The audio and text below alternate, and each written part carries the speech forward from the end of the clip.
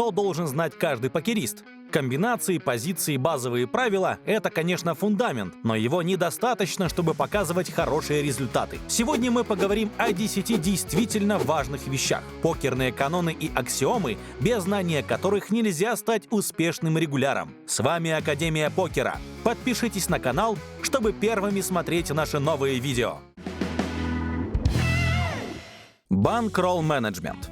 Первое правило, которое стоит уяснить каждому игроку – правильное отношение к банкроллу. Это деньги для оплаты входа в соревнования, то есть для посадки за кэш-стол или для регистрации в турнире. Важно понимать, что банкролл – это не подушка безопасности на черный день, не заначка, а рабочий инструмент для заработка других денег. Их игрок по желанию тратит на жизнь или оставляет в банкролле для роста по лимитам. Но запускать руки в рабочий банкролл нельзя. Это прямой путь к разорению. План управления банкроллом составляется с использованием математики и зависит от дисперсии, вероятных колебаний результатов на коротких отрезках. Чем сильнее дисперсия в играемой дисциплине, тем сильнее отклонение от ожидания. Они выражаются в даунстриках, во время которых можно терять десятки, а иногда и сотни бай-инов. И банкролл должен помогать преодолевать эти отрезки без последствий для финансов и психики. В турнирах очень высокая дисперсия, так как поражение в событии может стать последствием всего одной неудачной раздачи. Поэтому в МТТ используется банкролл-менеджмент с запасом в среднем от 100 до 300 бай-инов. Если вы хотите играть турниры по $1, нужно иметь на балансе не менее $100. Банкролл может храниться где угодно – в банке, в криптокошельке, на карте, под подушкой. Важно также не использовать в качестве банкролла деньги, которые нельзя потерять. К примеру, чтобы начать карьеру, не берите в долг у друга или кредит в банке. Кроме дисперсии, есть еще фактор психологического давления. Играя с таким риском, покерист неизбежно находится под прессом эмоций, а это приводит к ошибкам. Вывод. Играть нужно на деньги, которые можно без последствий проиграть. Второе правило – не блефовать против фишей. Естественно, всегда есть исключения. Например, если любитель, пугливый пассивный собиратель комбинаций, естественно, на него нужно давить блефами. Но в основном любители приходят за столы не для того, чтобы реализовать какую-то стратегию. Их цель – хорошо провести время за любимым хобби. И не для того они внесли депозит, чтобы выбросить третью пару против ставки какого-то наглого регуляра. Нужен адреналин, а эмоции приносят именно блефы и блеф-кетчи. Так что фиши склонны к чрезмерно смелым действиям, хотя на дистанции из-за этого теряют много денег. Вывод. На микролимитах большинство оппонентов именно любители, поэтому на этих уровнях стоит отрабатывать крепкую АБЦ-стратегию с эксплойтными подстройками. Блефы. И все же без блефов не обойтись. Это важнейшая механика покера, его сердце и душа. Но душа, обусловленная строгой математикой. Если играть по карте, соперники моментально вычислят этот лик и начнут его безжалостно эксплуатировать. Поэтому каждая комбинация value балансируется блефами в пропорциях, обусловленных размером ставки и этапом раздачи. Главное – четко понимать цель блефа. Также представлять, какие руки соперника лучше нашей мы собираемся выбить. Еще один нюанс касается мультипотов. Банк на несколько участников не место для обмана. В них принято действовать прямолинейно и честно, ставя только с нацами и топовыми дро. Еще одно правило – не играть со смартфона. Может показаться, что требование устаревшее, ведь сегодня телефон – обязательный спутник человека. Так почему бы не использовать его для покера? Опять же, это не железный закон. Если покер – хобби, нет никакой проблемы в том, чтобы играть в него в дороге или лежа на диване. Или, например, когда в дороге вас застало начало важного турнира, который никак нельзя пропустить. Но регуляр должен взять за правило воспринимать покер как работу, и компьютер – его рабочее место. Во-первых, на большом экране лучше считывается информация. Во-вторых, удобнее мультитейблинг. Столы можно расположить по всему экрану. На смартфоне придется постоянно переключаться даже между двумя столами. В-третьих, на компьютере есть дополнительный софт, например, трекер. Ну и в-четвертых, само положение сидя за столом мобилизирует настройку на работу, в то время как смартфон настраивает на развлечение. Проверь свой уровень игры в покер. Получай новый контент раньше всех. Уникальные бонусы для покеристов. Все это в нашем телеграм-боте. Также ты сможешь записаться на пробное занятие в Академию покера и достичь результатов, как наши ученики. Ссылка на бота уже в комментариях под видео. Играть в правильном состоянии. Это очень важный пункт. Как от состояния, в котором вы приступаете к сессии, напрямую зависит результат.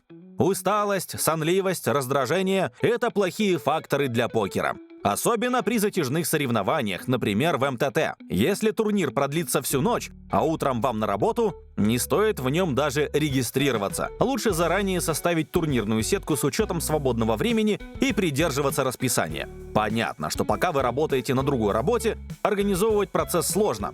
Всегда приходится чем-то жертвовать. И многие жертвуют здоровьем или социальной жизнью. Не стоит этого делать. Гринд в ущерб другим сферам не приведет ни к чему хорошему. Лучше составить график для всех своих занятий, включая полноценный сон. Он поможет организоваться и преодолевать сложные периоды.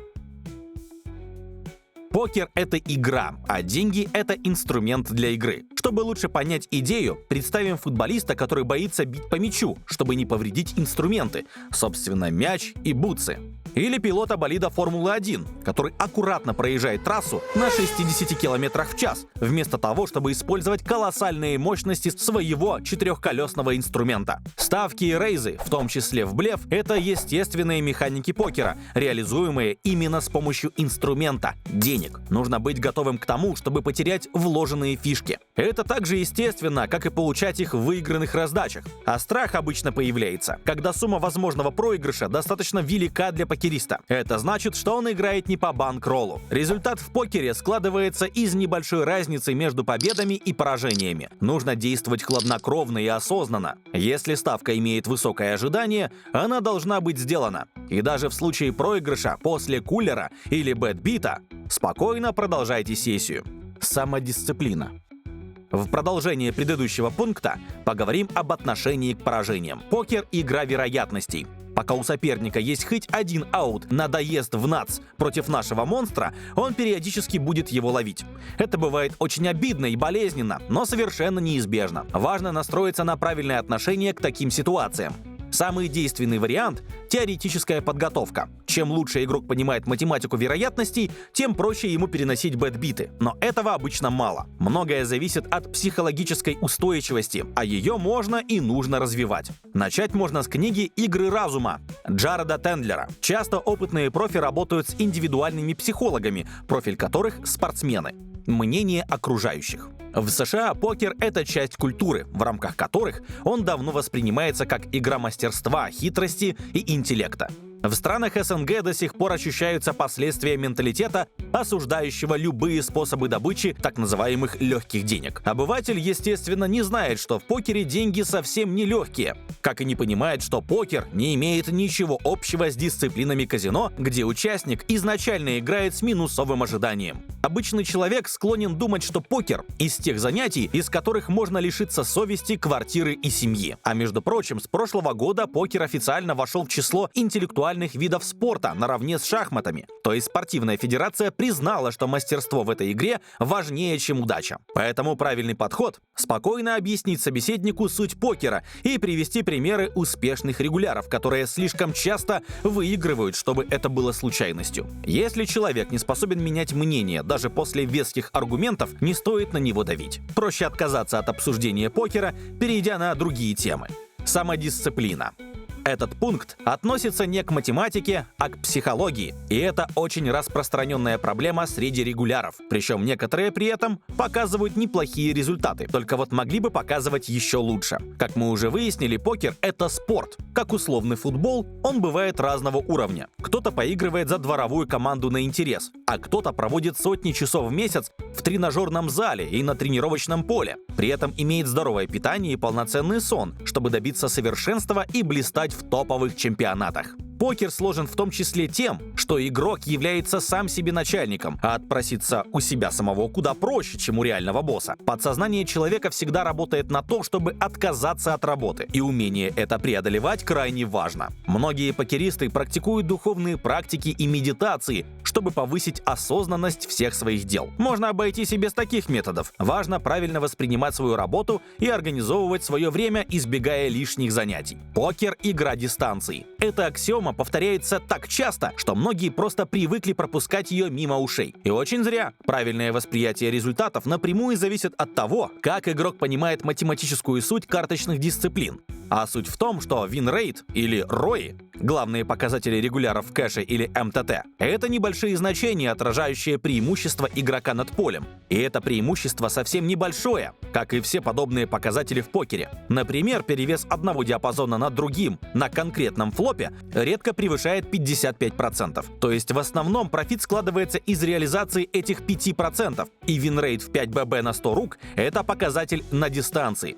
Не имеет значения, занесли вы сегодня турнир, разгромили соперников на рабочем лимите или наоборот, отыграли худшую сессию в своей жизни. На дистанции все вернется к тем же 5 ББ на 100 рук. Можно бесконечно долго объяснять себе необходимость отдохнуть или переждать даунстрик вне столов. Это ошибка. Профит на длинной дистанции сложится ровно в то ожидание, которое вы сгенерировали количеством отыгранных рук. И даунстрик никуда не испарится, так как его формально вообще не существует. Каждая новая сессия начинается с нуля. Никаких долгов дисперсии, никаких эффектов памяти. Поэтому преодоление даунстриков – это тоже не более чем вопрос дистанций. На этом все. Обязательно посмотрите другое наше видео, в котором редакция Академии покера разбирает невероятную раздачу Mystery Hand между игроками Диланом и Питером в казино Хастлер. Поставьте лайк, если видео вам понравилось, подпишитесь на канал и нажмите на колокольчик. Пока!